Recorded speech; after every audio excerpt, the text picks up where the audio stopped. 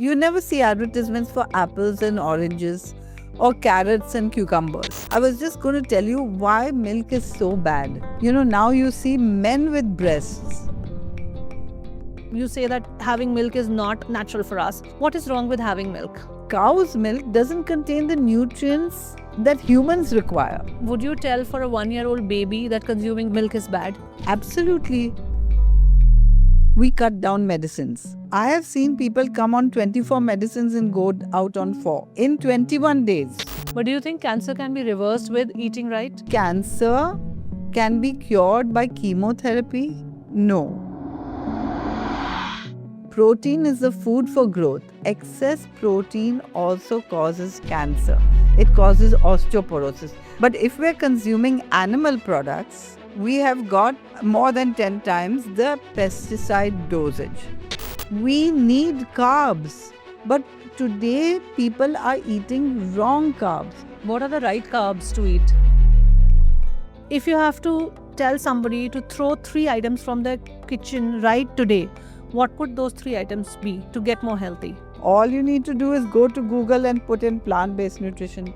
If you want to have a chocolate cake and you want it to be plant-based, all you need to do is say Google plant-based chocolate cake recipe and you have not one, but 51. What are the results that one can see after switching to a vegan diet in 3 months? Stress hormones in the eggs. That chicken that is being killed in front of our brothers and sisters, systematically one by one, is not living a happy life, has stress hormones, and we are consuming them.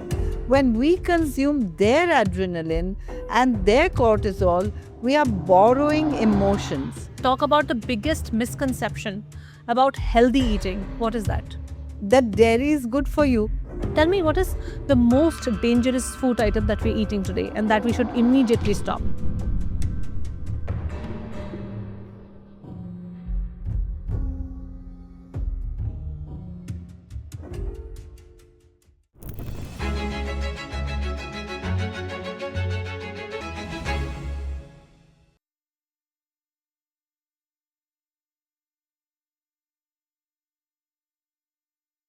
Please welcome Dr. Nandita Shah on the Journey Within podcast.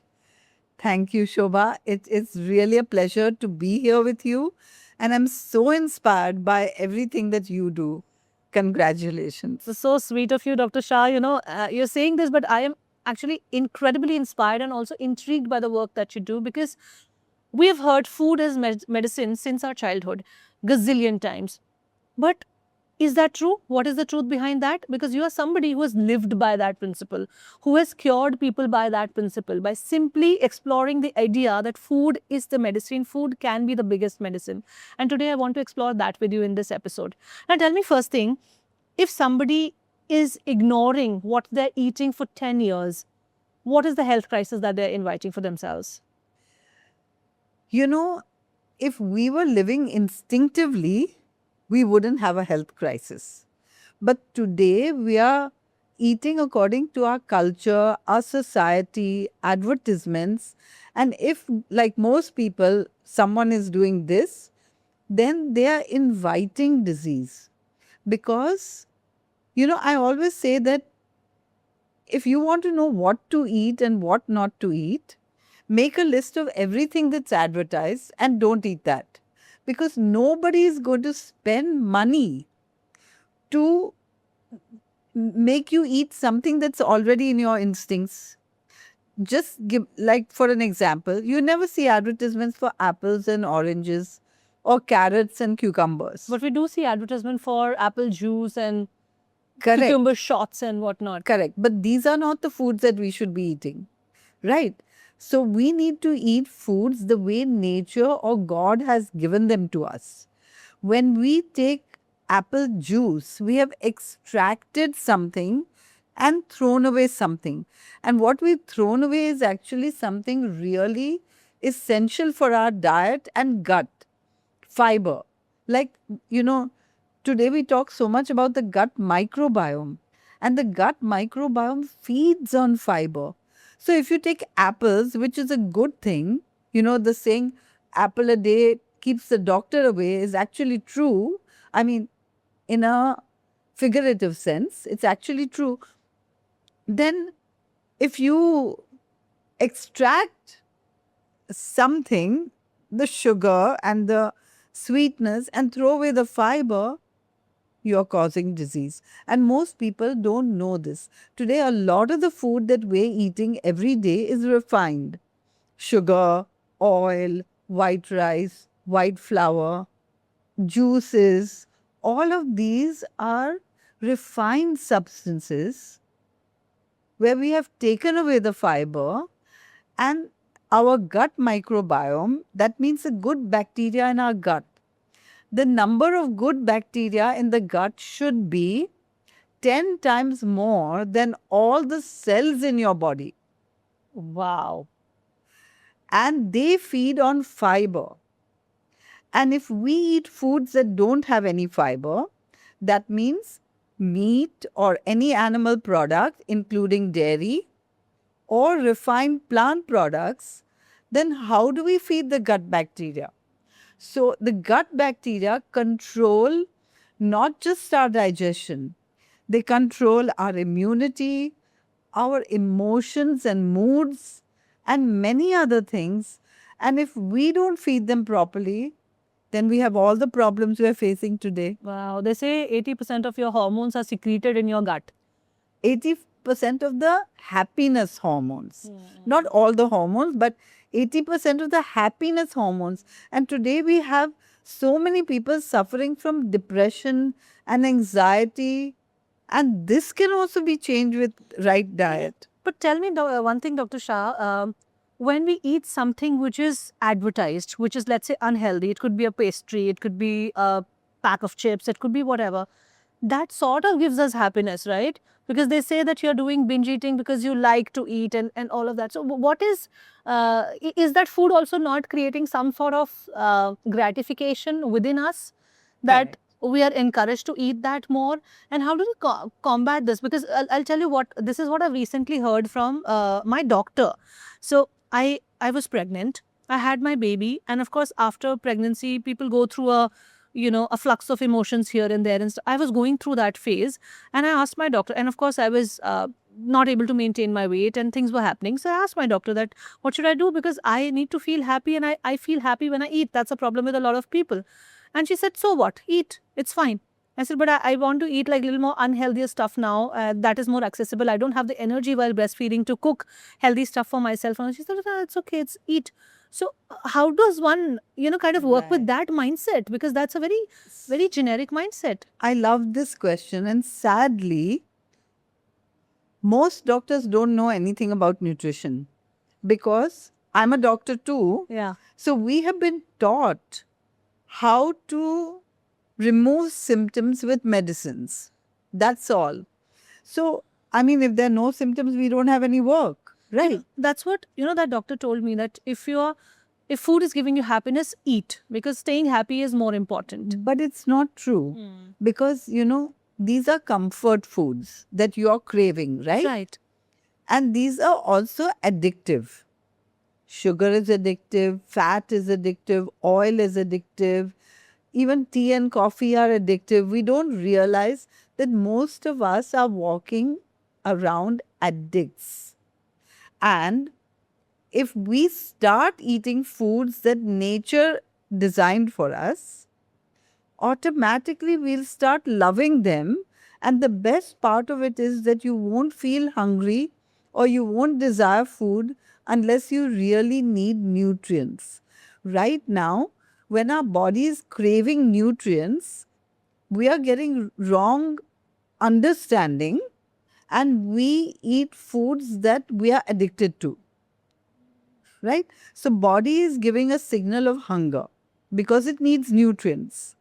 But we are eating foods that we are addicted to. Let me give you an example. Sometime if you're hungry and you don't have time, you might open, this has happened to me, so I'm just long ago. You might open a bag of potato chips and enjoy it. And after that, you might even open a second bag. Of course. Right? Now, you haven't got less calories. You may not even be hungry, but it's addictive enough to make you open another bag. And the food industry has a formula of putting certain things in every package so that it'll be more addictive. And those are sugar, salt, fat, MSG, and milk powder. Now, if you look at all the Lay's potato chips or any of the flavored potato chips, you'll see that the plain potato chips don't have all this because, I mean, they have oil and salt, which is addictive. But the others, even if it's a spicy thing, it'll have a little bit of sugar, a little bit of MSG. MSG is the flavorings, that they add so that it will be extra addictive. And you will be licking your finger at the end of the bag, right? Now, but you won't feel satiated. Now, instead, if you order a big salad, you will have less calories, but you will feel satiated. But it's a process of relearning how to eat. You in the beginning said that if we follow our instincts to eat, if we eat instinctively, then things will get solved. But why is our instinct not is guiding us towards healthy food today? Why Correct. is our instinct pulling us in the direction of all these non-healthy food items? Correct. And that's because of conditioning. So let me explain. Every baby loves their mother's milk and they don't want to leave the mother's breast. But when you first give them cow's milk, baby said poo. Because instinctively the baby knows that this is not my food. But then mother adds sugar, maybe cocoa, something, and runs around the baby. And after some time, we are addicted to dairy as well as sugar. Right? So we are living in a world where we are trained to be addicts. Right? But now let's go to instincts. Imagine in instincts we recognize in nature, or when a baby is born or a child is young, they recognize all this because we are born with instincts. Like, for example, if you have a cow, it will naturally eat grass. If you have a lion, it will naturally eat meat.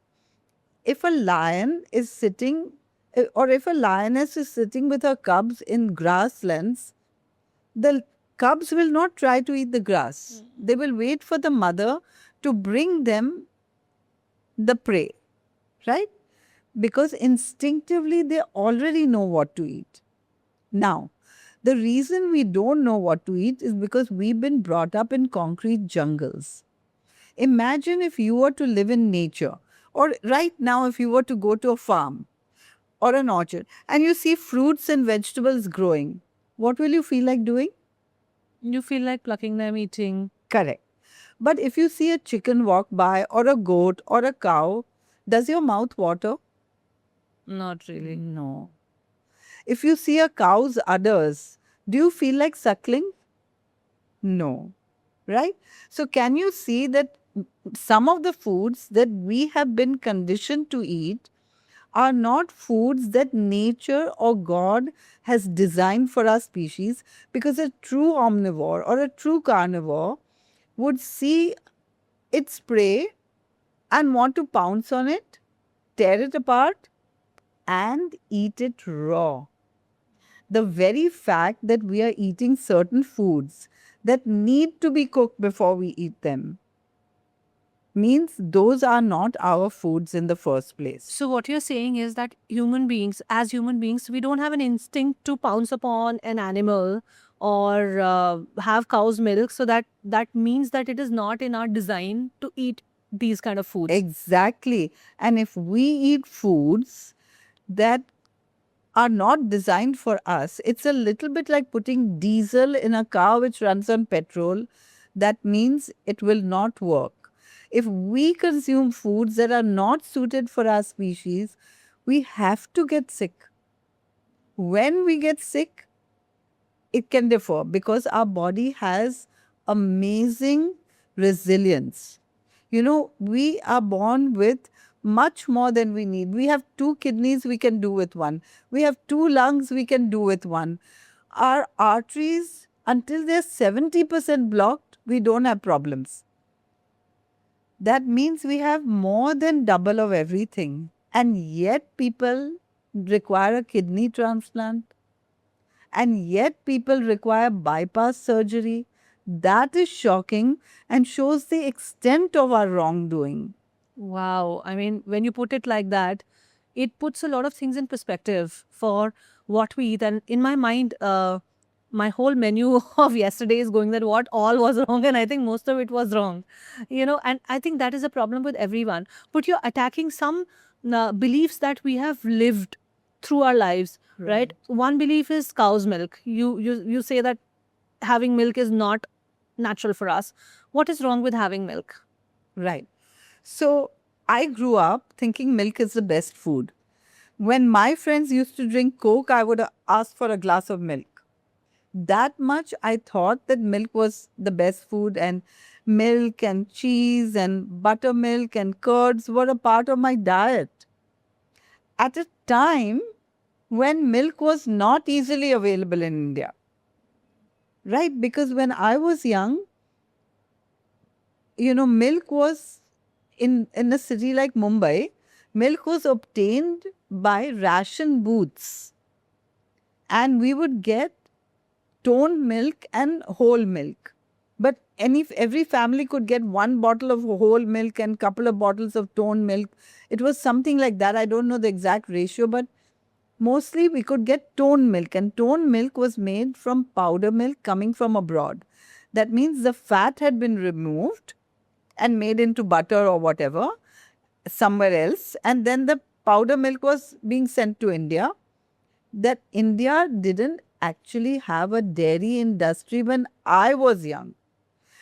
The organized dairy sector started with the British and grew after that. But we think that milk has been a part of our diet forever. No, but in villages, you see mothers giving cow's milk to their kids. You see in North India, milk is a part of a diet for every family, for every person, whatever age. Today. But we have to understand that just 100 years ago, or let's say even 50 years ago in the villages, without refrigeration, there's a limit to how much dairy you can consume. Right? When I was young, paneer was a way of rescuing spoilt milk. Today it's an item. It's being made and people consume paneer. 1 ounce of paneer is 12 ounces of milk. That means we are consuming milk in a concentrated form that even the calf doesn't consume. Now, milk is a food for growth, right? When cows produce milk for their calf, they're producing a milk which will help a baby calf grow to full size in 18 months. It contains powerful growth hormones. So when we consume milk, it makes us grow and grow in all proportions. We have an obesity epidemic today because we have consumed milk. And cow's milk doesn't contain the nutrients that humans require. Cow's milk has the nutrients for calves. A human baby grows to full size in 18 years. Human milk has 1/3 the protein of cow's milk, which is why if you want to give cow's milk to a human baby, you either have to make it into formula, which is reduce the amount of protein and increase the amount of sugar, right? So, when we consume milk today, first of all, it is going to make us sick. Milk is mucus forming. Even Ayurveda says this, right? So, milk will cause all the respiratory problems that we see so much of. I mean, asthma and coughs and colds and allergies and all of that is mucus. You can also get mucus in the gut, dysentery and so on. So milk is mucus forming. If you cut out the milk, colds will become a rarity. Forget about all the rest. Now, I can't say that this is going to happen in a place like Delhi or Gurgaon, which is so polluted, because it's the body's duty to produce symptoms when we are living in a wrong way. So, if there's pollution in the air, the body is supposed to produce cough to let you know that something is wrong, you got to move. Now, if we continue to do that, or if we take medicines, even worse, if we take medicines to suppress that symptom, the body's duty is still to produce another symptom, but to keep messaging you that you are doing something wrong. So when we take medicines for one disease, body will produce another and another, and that way we collect diseases. Because body is giving you a message and it has to give you that message. So if you don't let it give a message in one form, you're saying it will go to some other direction to give you that message. Absolutely, which will be worse. Wow. So, for example, if someone has diabetes and we treat them, they will get hypertension, then it will be treated. Then they'll end up with cancer.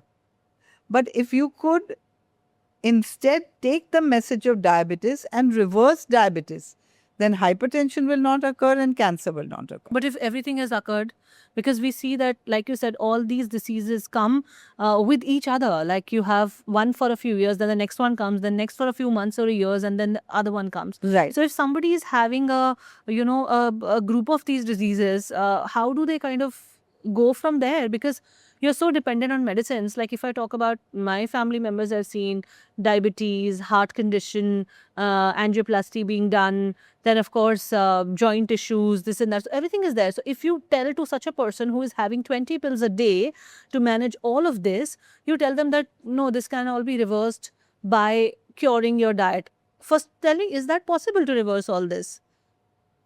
These, yes. Really? So, for example, I conduct a 21-day health retreat, Yeah. 21 days. We do all the tests in the beginning, all the tests in the end. And the goal is as people get better with our lifestyle changes, which are fun and delicious, as people get better, we cut down medicines. I have seen people come on 24 medicines and go out on 4 in 21 days. Like it is almost unbelievable if you tell somebody that you're having 20 pills today and you can go to 2 or 0 or that kind of number by correcting only what you eat. But why people are not buying into that idea? That's why we have a second test, all the tests done at the end of the retreat, so that they can see their results in just 21 days. But they don't need to see it, they can feel it, We are checking every day also. What are like the most shocking results that you've seen in your practice of so many years? What kind of diseases have you seen getting reversed, which were unthought of, which were, severe in their repercussions, but just because they corrected their food, it was gone? So I've seen some cases of all diseases, like diabetes, hypertension, heart disease, kidney disease, chronic kidney disease, cancers. In fact, we have people on our team, hormonal problems, autoimmune diseases. We have people on our team, and all the people on our team are people who have reversed certain diseases, and they're so passionate about it that they want to spread it, and therefore they're working with us. Tell me one thing, Dr. Nandita. You said that when we are a baby, we know what is our instinct to eat right or wrong. But up until the age of 30, 35, 40s, you don't very actively get involved with what you're eating. You don't want to know a lot about it. It's very functional for you. Like you get up in the morning, you have to have breakfast because you're going for work. You have to eat lunch because you have to survive the day. So a lot of people don't really think about food in that manner. Now it has improved because of all the, the internet and all of that information being passed to people. So they've become a little more conscious, but we're not very conscious about our food. So how late is too late? Like if a baby's instinct is getting conditioned from the age of, let's say, 6 months, 1 year, like you said, the mother is forcefully feeding the cow milk and all of that, the conditioning is starting to happen from then how late becomes too late? Like, let's say at the age of 60, is it possible for you to think of reversal, disease Yes, reversal? we have people who come to our 21-day retreat at the age of 80. They come, they get better. Maybe they don't get 100% better, but they get much better. So it's never too late. But the reason that we are consuming wrong food is because that's what our parents taught us. The very first thing our parents teach us often is to consume cow's milk. So we've grown up thinking that milk is the best food, because otherwise, why would my mother run around me for half an hour to drink that glass of milk? Right? So we have wrong ideas in our head. So, would you tell to a nursing mother, would you tell for a 1-year-old baby that consuming milk is bad? Absolutely. A 1-year-old baby should also not consume milk, is what you're saying. Absolutely. Then what should they eat? Babies start getting their teeth at 6 months. There's a reason for that. Now we have to think about instinctively what do they like to eat. And often it's fruit, right? You can just mash a banana and give it to a baby at 6 months. You can mash papaya and give it to a baby. You can mash or blend apples and give it to a baby.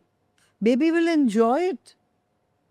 But I've seen parents come and tell me, my baby just doesn't eat.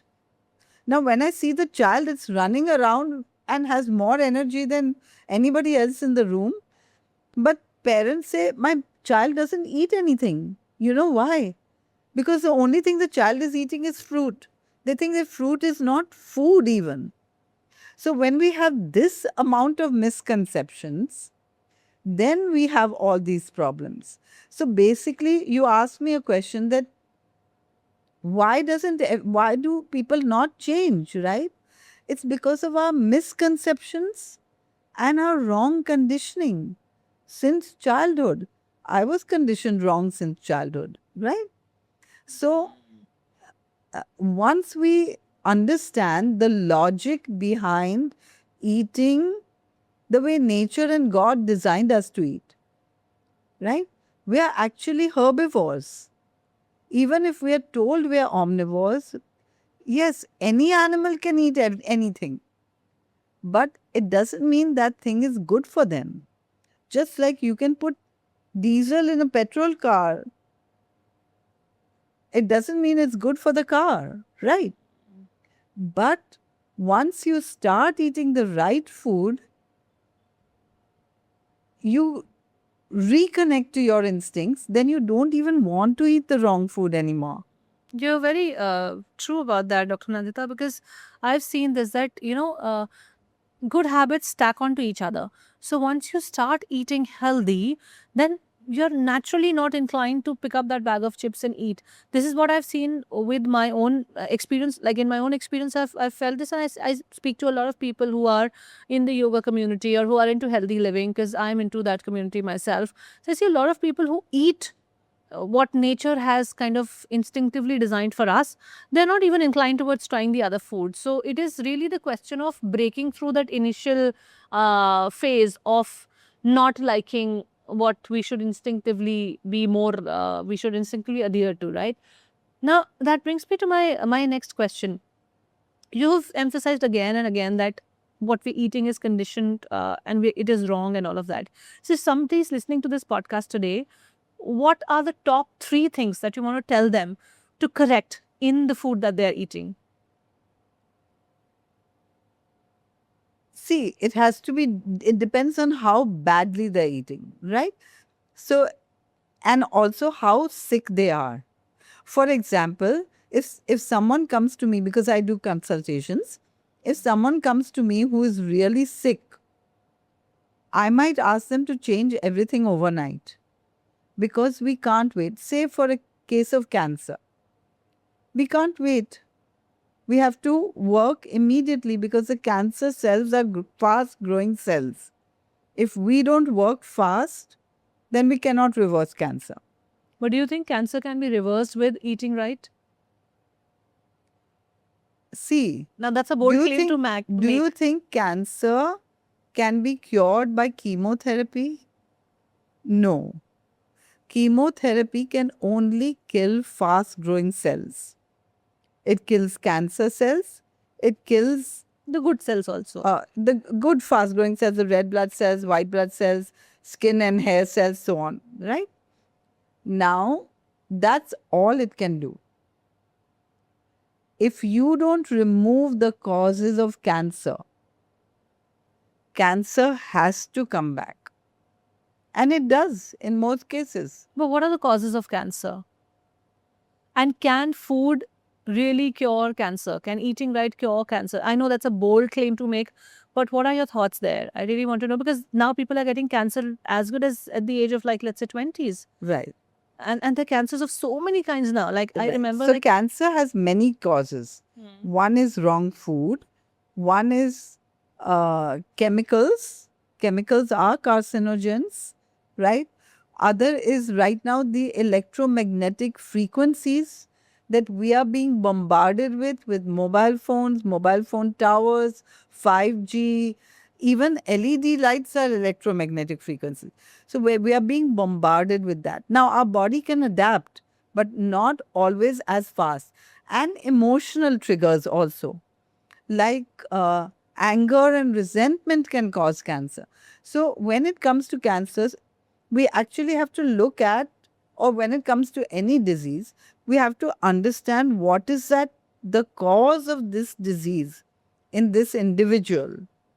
And there are some things which come generally, and there are some things which need to be individualized.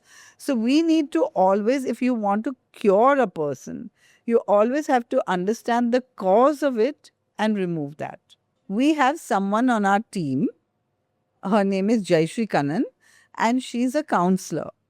So she got cancer 16 years ago, or 16 or 17, something like that. And she got cancer 16 or 17 years ago, and she went for chemotherapy. And in 9 months, she got a recurrence. And chemotherapy is torturous. But the doctor said, now you have to do it again. Now, if I'm in that position, I will think that if chemotherapy did not cure me once, how is it going to cure again? Right?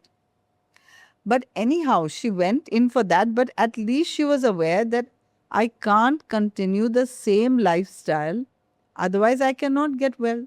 So she changed everything. Now it's 16 years, she's never had a recurrence. And she's helping so many people. In fact, if you go to our website, sharan-india.org, you will see that every Wednesday she has a free session of Q&A for people with cancer to help people understand that cancer can be reversed, but you have to start early. I mean, it is mind-blowing to hear that your food choices can have impact on such a deadly disease also. Our food choices are causing all these diseases. So either the food that we are eating is acting as a medicine and is curing us, or it is sabotaging our health. Those two things are happening. And most of us are going towards the second option. That is, we are letting food sabotage our health by not eating right. Correct. And when we talk about what to eliminate, there's a very generic list that everybody says, and everybody knows also. Like, you should not consume a lot of oil, salt, sugar, even dairy is now one category there. So why do you think this knowledge is not leading to transformation in the eating patterns of people today? In fact, if you see the studies, recent studies, the eating habits have only gone worse. Yes. So why do you think the knowledge is not leading to transformation, and how does one bridge that gap? If knowledge is not the way to light, then what is? Okay. Two reasons. One is that it's very hard to change our addictions, right? For example, is coffee a health food? No. No. So many people are addicted to tea or coffee, right? Can they leave it? Not without the right help, let's say, right? Not without the right support, but with the right support, they can leave it. So it's the same with so many foods, right? Because we have been given the wrong knowledge right from the beginning. Now it's difficult to change. But when you have a child, if you give the children the right food right from the beginning, they will be on the right track happily. Now, what are the challenges that you see with eating well? Like you said whatever is advertised and marketed, you should ignore all of that and eat the rest, which is not. Now, in in the era where organic foods, fresh from farm to your table, all of that is a culture, how much of plant-based diet is also really healthy for us? Because there's lots of pesticides, lots of all of those things getting used. So how does one ensure what is coming to them? If I go to a grocery store today and buy things for myself, how do I know that it's still healthy for me? Okay, so here I want to say that if we are consuming plants, conventionally grown plants with pesticides, we have already got an overdose of pesticides. This is harmful. But if we're consuming animal products, we have got 10 times to more than 10 times the pesticide dosage. So the ICMR did a study all over India. This was in 2006 maybe or earlier. They did a study all over India and they found that milk samples all over India contained 560 times the permissible levels of HCH, a pesticide. 570 times the permissible levels are found in milk. Why? Because milk contains the pesticides of the food that the cow has eaten over a period of time, concentrated.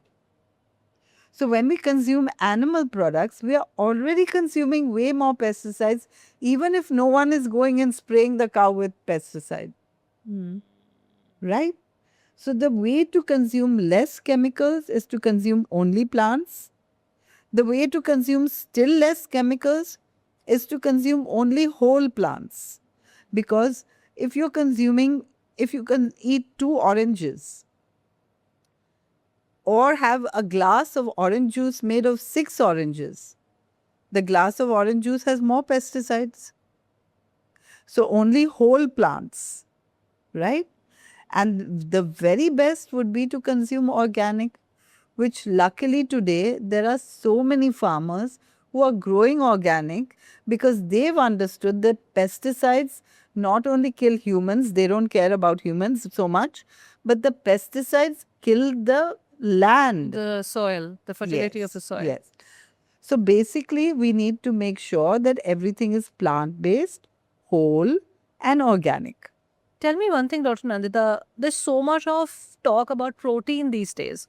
And meat is considered to be the best source of protein. And so is milk, paneer, and all of this that you're saying you should not eat. How does one balance the protein in their diet without consuming dairy and meat? Correct. So this is back to advertisements, right? The protein has been advertised. And anything that's advertised is what we shouldn't eat. Now, let me explain that better. I told you that cow's milk contains 3 times more protein than human milk. Human milk is enough for the growth of a baby. Do we ever need 3 times more than that? So, automatically, we don't need cow's milk. We don't need the amount of protein in cow's milk. That is true. If we want to understand where will we get the protein from, we have to understand that where does a cow get the protein from? Right? Greens are the only manufacturers of protein in the world. You can get your protein from greens. And as I said, protein is a food for growth. So all the seeds have a lot of protein. So greens, beans, seeds, nuts, these are all full of protein. And actually, even if you eat only fruit, your protein needs will be met because the amount of protein in fruit juice is similar to the amount of protein in human milk, which means that you can live as a fruitarian and get all your protein needs met. Now, if I ask somebody, why do you eat more protein? What do you need more protein for? Do you know anybody with protein deficiency? They say no. Do you know what are the symptoms of protein deficiency? That also nobody knows. Common public, general public, right? Protein is a food for growth and repair. Deficiency only occurs in human beings, only occurs in starvation or undernutrition. And today we have more diseases of protein excess. Protein excess causes kidney disease, causes gout, causes acidity. It even causes allergies. This excess protein is causing allergies in so many people. Cancer is a growth. Protein is the food for growth. Excess protein also causes cancer. It causes osteoporosis. These are diseases that we have today and can be reversed by changing your diet. Dr. Shah, now that brings me to the next question, that what should we really believe in? There are studies showing that you should eat 1 gram protein for 1 kg of your body weight. Right. That's the least amount. Right. And it can go up to twice also if you are lifting weights, if you are strength training and all of that. Right. And your 70 kg, 70 grams protein is the bare minimum requirement, is what they're saying, in a day. Right. Or if you're doing exercises, it could be 100, 120, 140 grams also of protein. Right. Now, legumes, lentils, beans, nuts that you're saying, in a day, even if you consume a good amount of that, you cannot eat that much of protein. First up, is that much protein even required? What study to believe, what not to believe? Because we are entering into an information era where we are left extremely confused. Absolutely. Where should I go for the right So, resource? whenever we see any study, we should think, who has written this? I mean, who has done this study? Who paid for this study? And how is it out? That's what we should research first. But let's not get into that. My question to you is, should we believe research or should we believe nature or God? Because see, protein is a food for growth and repair. Where do elephants get their protein? Where do horses get their protein? Where do cows get their protein? Do they need more protein than us? Are they getting enough protein? For all these centuries, where have they got their protein? Horse has horsepower. Where do the horses in nature get their protein from? Once we recognize this, we will understand that you do not need protein powders, you do not need whey protein, you do not need animal products to get your protein, because every single cell has protein. DNA and RNA, which is in every cell, is protein. You cannot escape protein unless the only thing you're consuming is sugar, oil, and coke. You cannot escape protein. You know, if we take an example of how people used to look at the age of 40, 45, 50, as good as 30 years ago, and how they look now. People look much more younger. People look much more, their muscle health is better. And they're saying that it is because they exercise and they eat good amount of protein. India is a carb-loaded diet. Indian diet is carb-loaded. Right. So people from the yester generations, up until 50 years ago, they were consuming carbs heavily, which was white rice, white flour, and other things amongst the heavy carb things. And they were eating less protein. Now that people have switched to more protein, exercising in the gyms and all, they're looking better. How do you counter that? I don't think that they are looking better, first of all. But more importantly, They're looking younger, I would say. I don't think they're looking You don't think younger, so? first of all.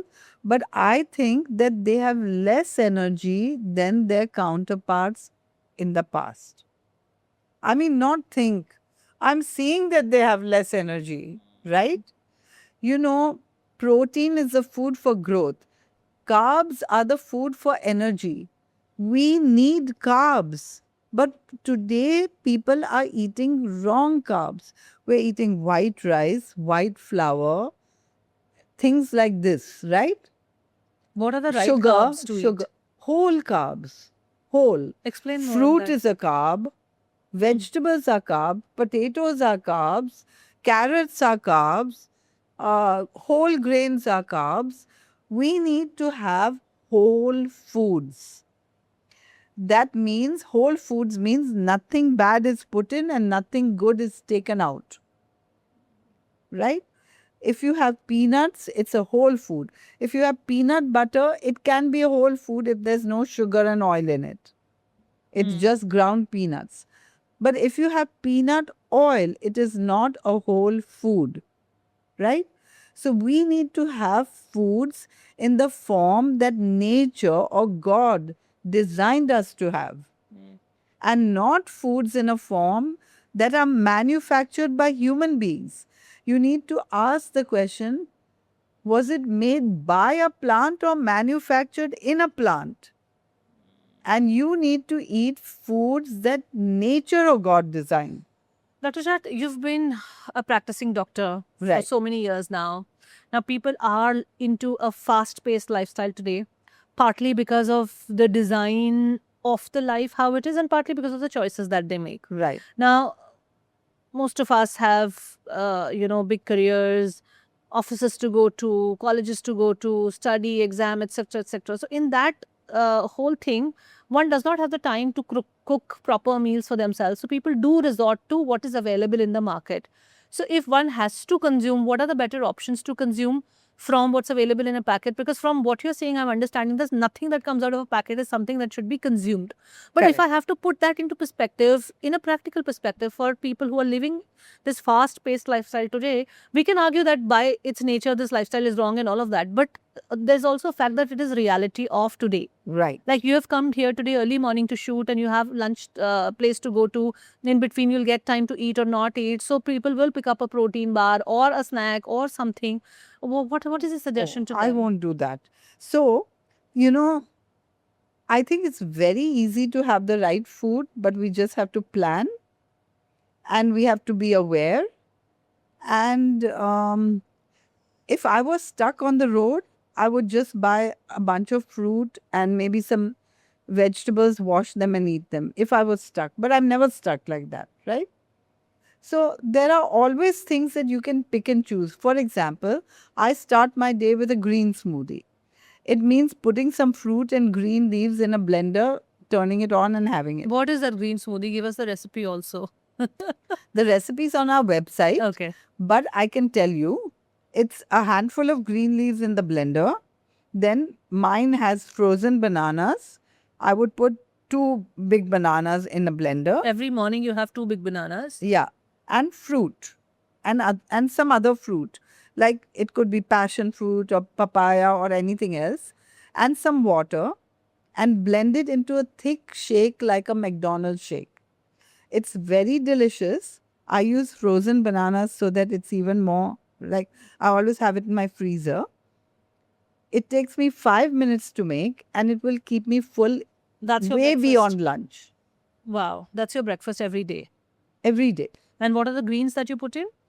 I put in different greens every day. Depending on where I am, it could be palak or it could be palak and mint, or it could be dill, it could be methi. Methi sounds bitter, but it's very delicious in smoothies.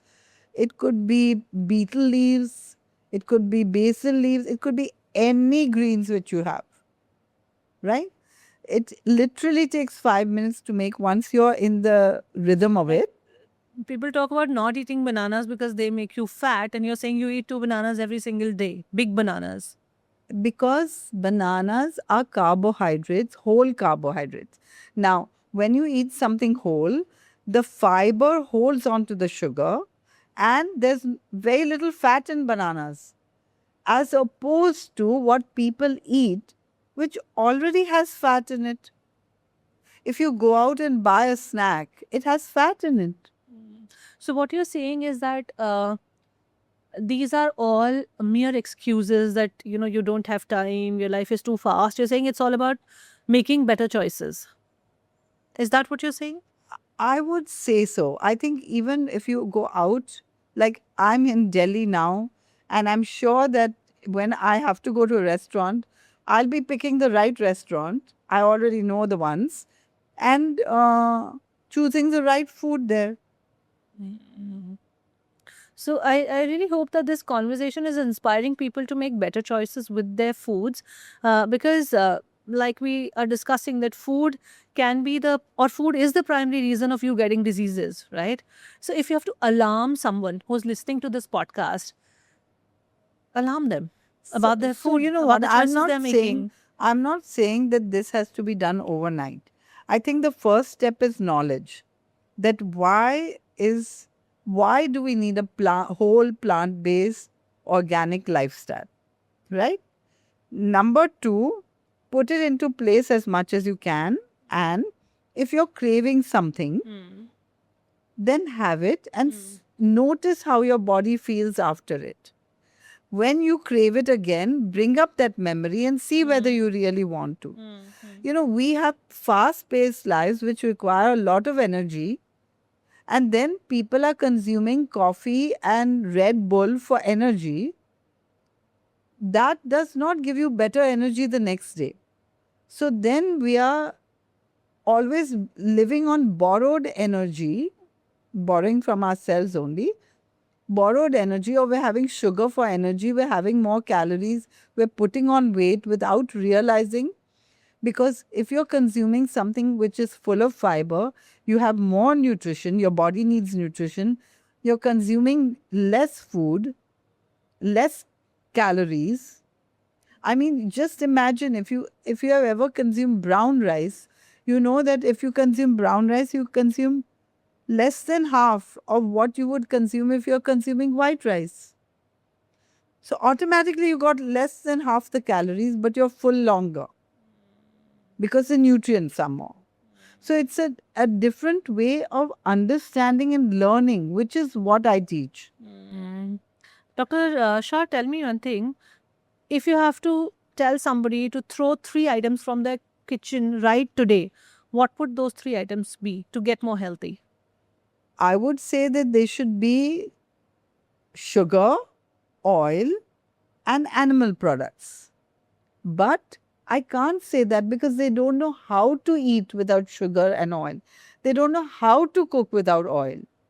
But we have 600 recipes on our website without oil that are delicious. No oil. No oil. We teach people how to fry onions without oil, how to fry, how to make samosas without oil, how to even like do tadka without oil, right?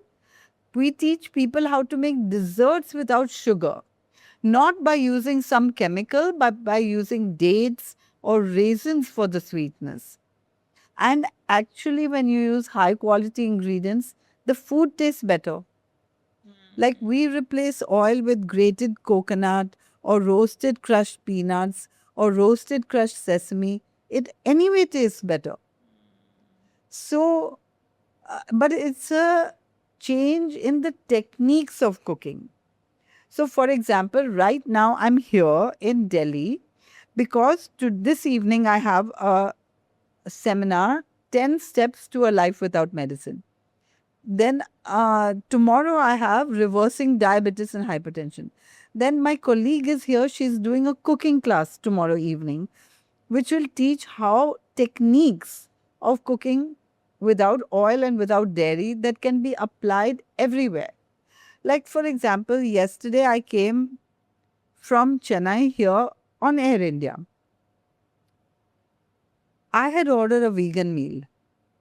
I was surprised that I got a fabulous vegan meal where, you know, there was this um, herb flavored rice with palak and corn and some moong patties and some tomato gravy. I was impressed. And then there was this bread roll with vegan butter. First time I saw vegan butter on an airline. Domestic, huh? I've seen it all over the world, but not on domestic. And then there was some sweet. Okay, the sweet had sugar, I didn't have it. The rice was white, granted, but it was not leaking in oil. It was actually delicious. And if Air India could do it, I'm impressed, right? So when we're asking for the right things, they're coming. Now, I saw people around me who are having vegetarian meals and non-vegetarian meals. And I saw that every single dish that they had dairy in it. The main course had maybe paneer or something. The dessert was a cake, it had dairy. There was curd on their plate, dairy again. There was bread and butter, again dairy. So if we're not taught how to take the dairy out, how are we going to do it? We can't just say do it and do it. This is what I teach, right? So you were talking about diseases reversal also in this conversation. You said that diabetes, hormonal issues, blood pressure, Yeah. all of these So, things can I be was worked just, on. now got my train of thought. I was just going to tell you why milk is so bad, right?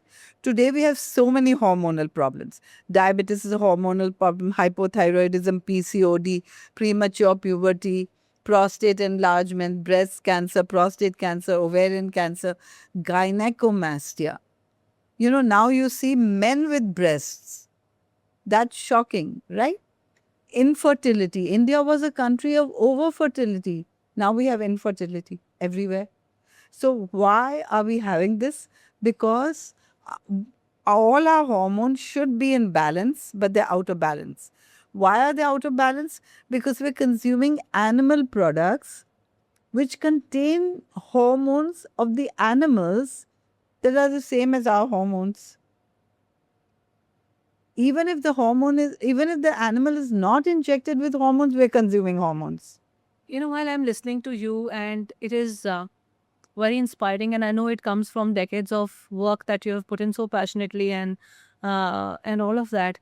Still, for somebody like me, also who's into these kind of conversation and a company of people like you, it is very difficult to put in perspective. I'm thinking that when my daughter will turn 1 year old, will I not give her milk of any kind?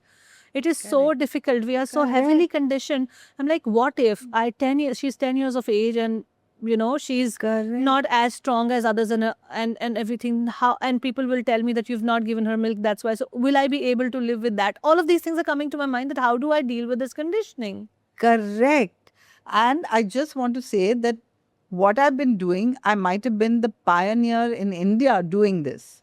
And I've been doing it for over 20 years. But I learned it from somebody, and this is going on all over the world. I went to Milan. The main cancer institute in Milan had a whole building for plant-based nutrition. I went to USA, they had plant-based nutrition conferences for doctors. And now this is coming to India as well. So it's slow, it's becoming mainstream slowly, but it is there. If Air India could serve a vegan meal, there are more vegans than just me, right? So it's there. Now, the main thing is that we have to understand how. So here's what I suggest. You just go to Google. Now, Google is our teacher these days. And put in plant-based nutrition and start seeing the work of so many people, right? I mean, I'm doing seminars, we are doing consultations, we are doing cooking classes, we are doing retreats. So many ways that we can help people.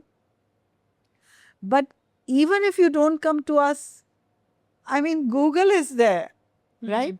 So now that you have the knowledge that plant-based nutrition could be a healer, all you need to do is go to Google and put in plant-based nutrition. If you want to have a chocolate cake and you want it to be plant-based, all you need to do is say Google plant-based chocolate cake recipe, and you have not one, but 51, right? So we are today, the problem is not how to do it, but information overload. there's information telling you that you need protein and more of it. And there's information telling you that you need nutrients. And nutrients are the spare parts for healing. And protein is not the only nutrient in the world. There are vitamins and phytonutrients and so much more. So we need to check out what there is, what we need, and how to heal. And the body is capable of healing. The body knows how to heal. All the animals on the planet heal without doctors in nature. And so can we, but we are going to the paid versions, which is the doctor. We are going to the paid protein. I mean, we're working so hard to make more money, to buy products to make us sick and then pay for the hospitals. Hello. That's the circle that we all are a part of. We all are caught up on that circle. And what is the way out? How to break out of that? So we can help you. I do consultations every day. We have a team of doctors and nutritionists and health coaches that can help. I mean, now that you know, we have to start on the journey, right? And for your child, you start even before the child goes on the wrong path so that they don't have the challenges that you have today. Very true. If the foundation is set right, then probably it's relatively easier to follow those practices. But if for somebody like us, like me, or others who are watching this podcast, if your foundation is laid wrong in a manner of some choices, those were given to you in matter of conditioning, some choices that you made for yourself because of taste, cravings, and whatever other reasons are to pick up unhealthy food, you've become a person who you are at the age of 30, 40, 50. And now a sudden plug-in like this, that you have to completely switch your choices is something, like we were discussing. But that's kind of everywhere, right? Like if we're in old school, then we take a job and we are working for somebody just in order to make money. But when we recognize that we have to live our purpose like you have, right?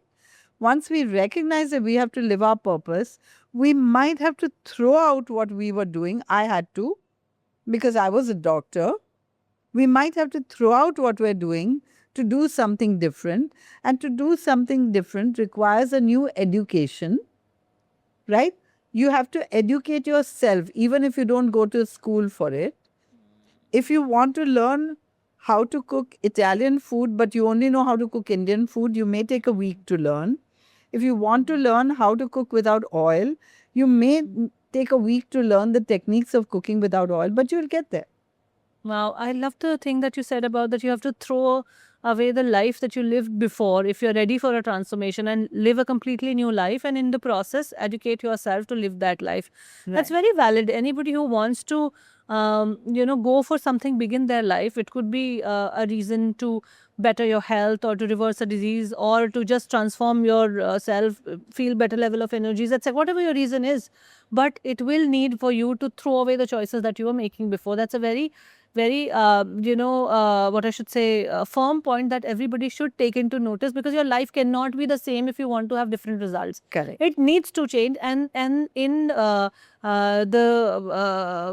ratio of the results that you want, your life has to in that ratio change. Absolutely. And you can't solve a problem by continuing the same lifestyle that caused it. Right. So if we keep asking why, how will this happen? How will I eat healthy? It is not available. If we keep thinking of that, we will be just thinking of that and not going towards a solution.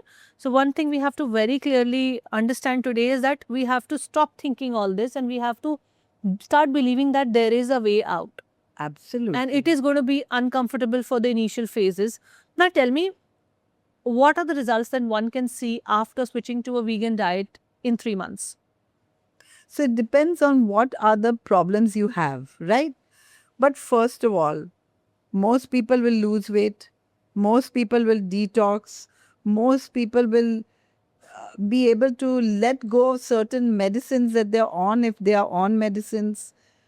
Most people will have more energy, will sleep better, um, will actually even enjoy life better and have a better state of mind. Today, so I really do want to speak about state of mind. Today, in general, we experience emotions through hormones, right? When we are stressed, we produce adrenaline and cortisol. When we're happy, we produce dopamine and serotonin, or rather, because we produce serotonin and dopamine, we feel happy. Now, the animals in our food chain are always stressed. That mother who is artificially impregnated so that she'll become pregnant and deliver a baby so that she'll produce milk, and her baby is taken away from her. She is highly stressed, and we have stress hormones in the milk. That chicken who is made to lay 250 eggs a year instead of the normal 25 is highly stressed, and we have stress hormones in the eggs. That chicken that is being killed in front of our brothers and sisters systematically, one by one, is not living a happy life, has stress hormones, and we are consuming them. When we consume their adrenaline and their cortisol, we are borrowing emotions. Today, everyone is stressed, everyone is depressed, everyone has anxiety because we are living wrongly. And we can change that. So you're saying that a reason for a lot of our mental health and emotional health related problems is also the food that we're eating? 100%. Because I see people get free of even mental problems with lifestyle changes. Serious mental problems. One of my earlier patients, he came to me because he had diabetes. This was 25 years ago. He had diabetes. He didn't come because of diabetes. He came because he was losing his eyesight as a complication of diabetes. Despite taking medicine, the blood sugars could not be controlled. After changing the diet, not only did the blood sugar go down, the medicines were taken off, but his daughter said that his 30 years of bipolar disorder was gone. Bipolar disorder, his daughter was is a doctor. And 30 years of bipolar disorder that could not be handled because he would get up when he's in manic phase and leave the house and leave the gas on, leave the door open. No helper would stay in the house because he was so crazy. This man became normal. I don't even know whether he became normal because of the diet change or because we stopped the medicine for the diabetes. I don't know yet. But he became normal. Can you imagine?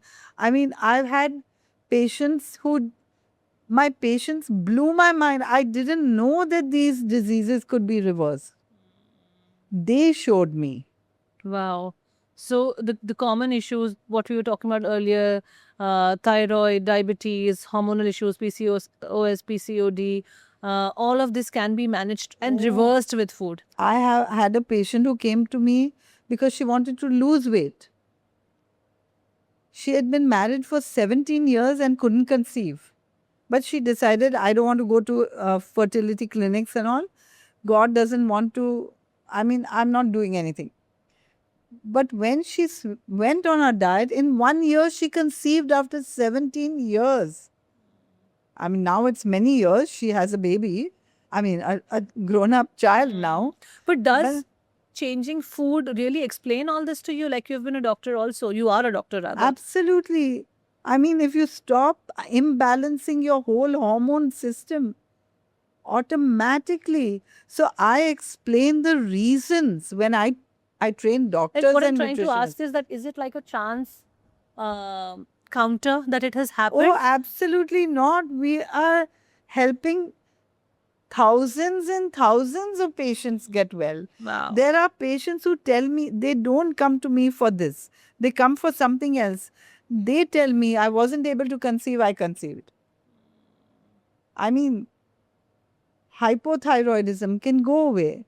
Autoimmune diseases can be controlled. Okay, now let me be specific. Somebody who is having hypothyroidism, what should they change in their food? And how long does Oh, it take for them to no, see no, results? No. See, we can't say this like this. Huh?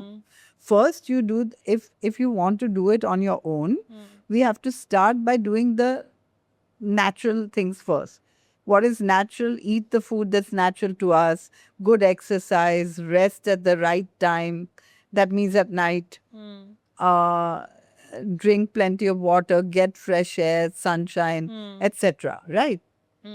After that, we have to look for the cause of the disease. Right? So I can't tell you this for just anyone like that. But there is a general rule, right? Hypothyroidism, first thing you have to do is stop the hormonal imbalance, because hypothyroidism is a hormonal problem. How does one stop that? By stopping consuming animal products, number one. Then stopping consuming chemicals, all kinds of chemicals. That means the chemicals that come from food, but toothpaste and mouthwash are chemicals too. All the things we put on our body, the perfumes are full of chemicals, and many of the personal care products have perfumes in them, right? All the soaps and shampoos are full of chemicals. So, how can we? I mean, it's a process of switching back to less chemicals, no hormones. I mean, it's a process, Wow. but it happens quickly. Wow. And like it's a sure thing that your hypothyroidism goes. No, I can't say that. It depends on the level of hypothyroidism. Like some people might be taking 12.5 mcg of thyroxine, and others may be taking 125. They all will not go at the same rate. It's a process of reducing the medicines also. So, yeah. Wow. Wow. You've laid a great foundation for us to understand the importance of food, what we are putting in our body. We've done many episodes on the podcast with dietitians, nutritionists, even some spiritual masters who have talked about food as medicine and in great lengths. We've also done an episode on diabetes, particularly in relevance to the food that we eat and how diabetes is connected and how to reverse diabetes. So these are the conversations that I have on this podcast with my guests, so that people who are listening to it can really include these inputs into their lives today so that they're able to live their best life with whatever they have. Right? Dr. Nandita, if you have to talk about the biggest misconception about healthy eating, what is that? One biggest. That dairy is good for you. Dairy contains hormones. We talked about that. Pesticides. We talked about that. It also contains antibiotics, because the cow's food is antibiotics are routinely put in it. And unfortunately, today in India, the cows usually graze in garbage dumps, which are full of plastic, because people are putting the scraps of food that the cows could eat in plastic bags in the dumps. So it also contains PCBs, right? Then, because it's transported in aluminum cans without refrigeration, it contains urea, which is added. If all this was not bad enough, 65% of the milk in India is adulterated. And yet people think that milk is the best food for them. Wow. And if someone switches to the vegan diet today, what is it that people go wrong about when they choose vegan diet? Then they may choose an unhealthy vegan diet. Like oil is vegan. Vegan means plant-based, but it's not whole, right? So they may choose to have French fries and Coke. That's vegan but unhealthy, right? So you need to have whole, plant-based and organic. And also, this should be done with tests so that everything is in place so that you don't go wrong. You've talked about food at great length today, and we've covered dairy, vegan diet, what is wrong with what we're eating today, diseases reversal, and a lot more in this conversation. In fact, one point that I really loved about this conversation was also that how our emotions are linked to the food that we eat. Because I'm an emotional intelligence and mindset coach myself, I work with people to manage their emotions and to keep their perspectives in check about their emotions. I love that you kind of related it to the food that we eat. Tell me, what is the most dangerous food item that we're eating today and that we should immediately stop? I wouldn't like to limit it to one, but it is the foods, 5 foods that people add to every packaged food in order to make it addictive: oil or fat, sugar, then milk powder, salt, excess salt is harmful, and MSG.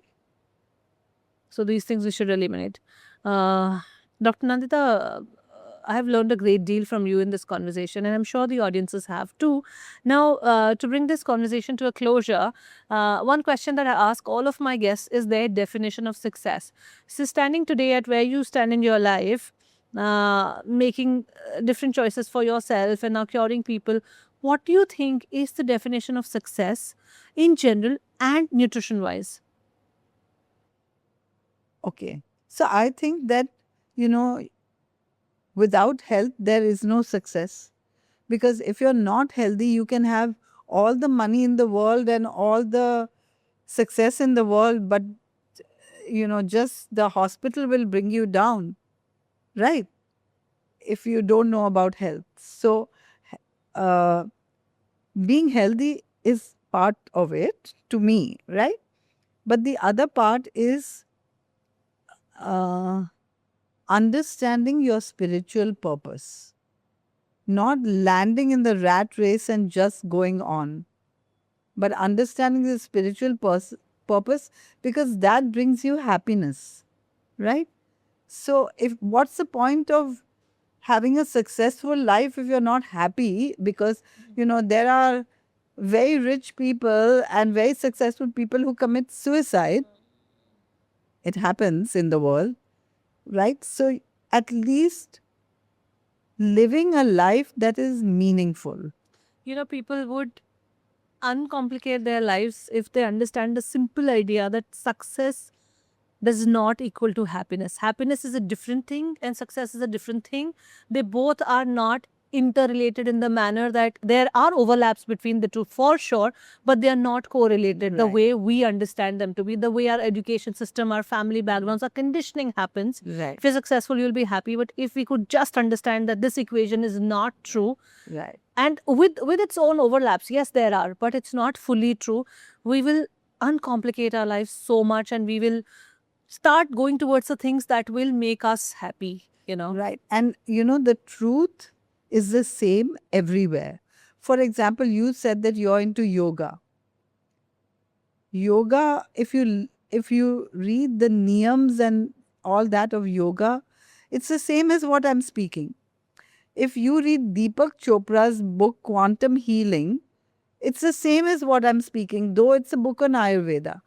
If you read The Spirit of Homeopathy by Rajan Shankaran, it's the same as what I'm speaking, and it's a book on homeopathy, right? So if you read about any religion, it's the same, but the rituals are totally different.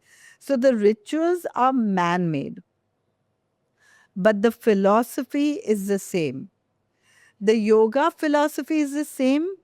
The rituals are only asanas. I'll tell you, that is where I see a lot of overlap also, that I have studied various things like you, psychology also, philosophy also, motivation as well. I've talked to so many people on this podcast. I've listened to so many globally.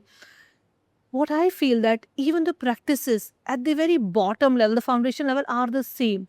Like I see psychologists, the top psychologists, psychiatrists, philosophers talking about breath work in detail. Yes. A lot of their work is rooted in breath work.